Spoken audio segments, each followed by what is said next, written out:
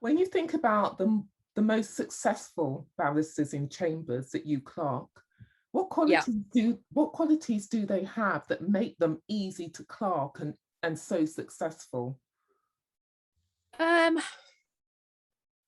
Confidence, I think, is one of them. When you say confidence, you mean confidence in court or confidence with the client, with the solicitor? What do you mean? I think confidence in yourself as a barrister. And it doesn't come naturally to everybody. Some people have to have a little bit more reassurance than others. But knowing that you're competent enough to go and to do your job and do it well, I think that is quite key. And I do actually think that's the responsibility of the clerk's room as well at points, because really? I think I think it's up to us to make sure that the barristers have that confidence and they feel confident in their own abilities, and not pushing people far too quickly, and allowing people to develop those skills, I think, is important. I mean, we have in our chambers, we have quite a diverse practice area. So we do lots of different areas of law. A lot of people that join us have got one specialism, but they would like to get more involved in other areas. And I think it's really important not to just throw someone in at the deep end. I think it's about nurturing that.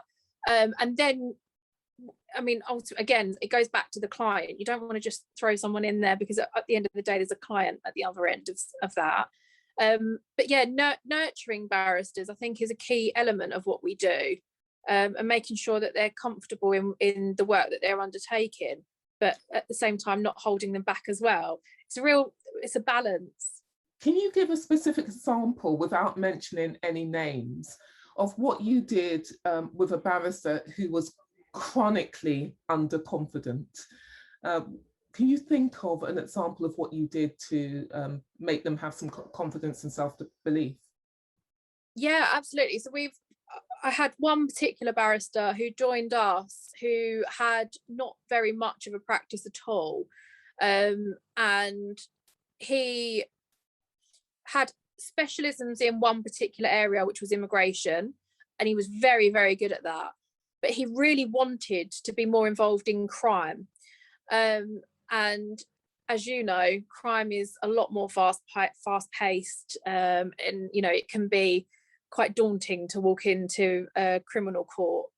So what we did was we allowed him to shadow other barristers for a while, it's a really difficult thing to navigate, because you want to send them along to shadow, but at the same time, if they're shadowing, they're not earning. So particularly for the junior end, it's really difficult, because you've got to get a balance that allows them to earn and live effectively. They have to have a minimum income, but to also learn at the same time, because you're effectively taking them back to a pupillage, if you like, by doing that. But it was good to be able to do it, because what we managed to do was balance out his immigration practice so that he was earning enough from the immigration side of it to then allow him 1 or 2 days a week to then go into the criminal court. And it only took he's an absolute star.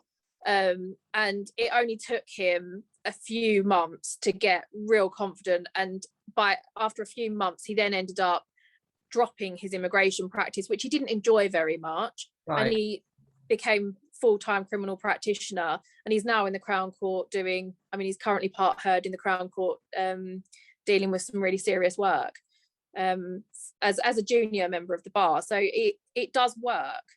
So that's a success story. Let's flip the coin.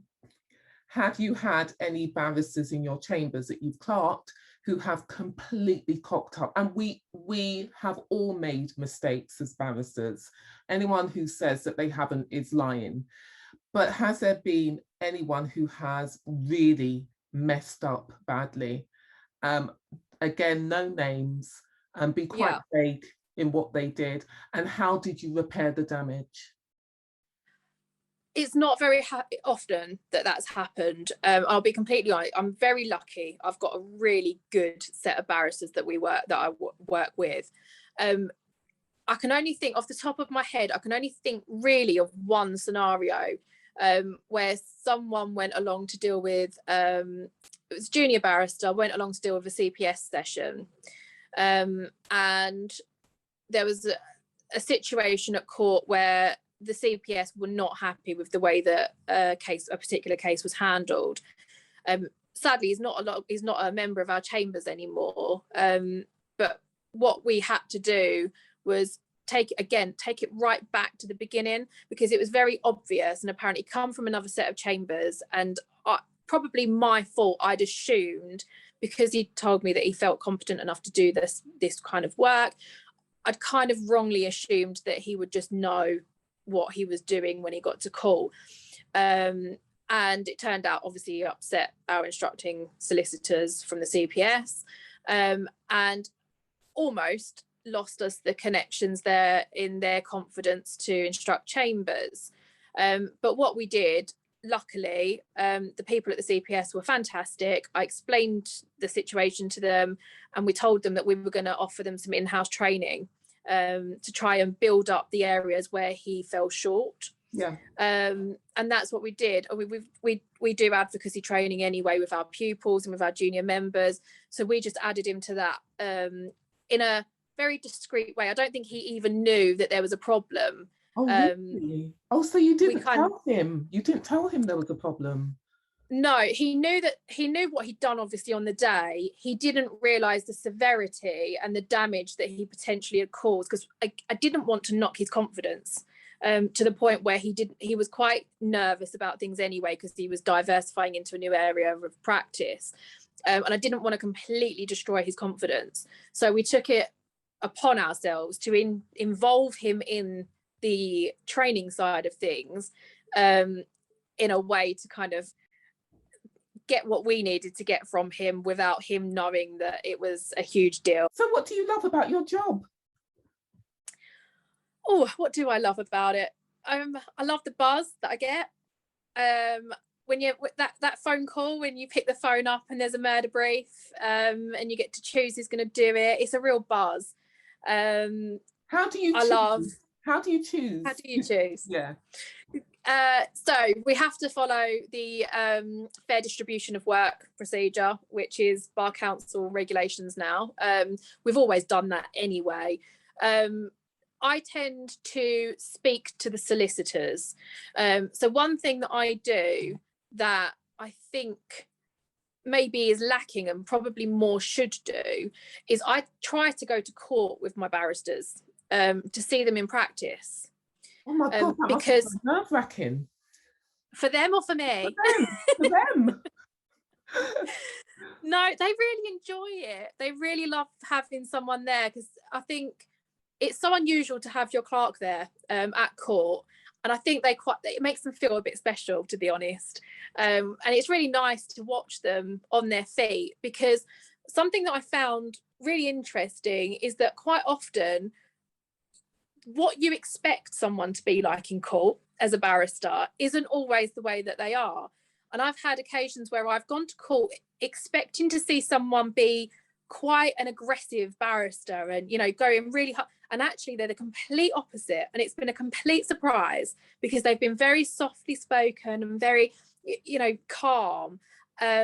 Completely not what I would have said when you look at their personality. Yeah. And the opposite way around as well. There's been people that I've been and watched that are quite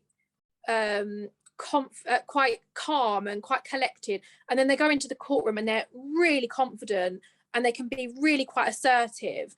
And it's really helpful to go and actually watch it in person, because ultimately I'm selling the barristers to a solicitor.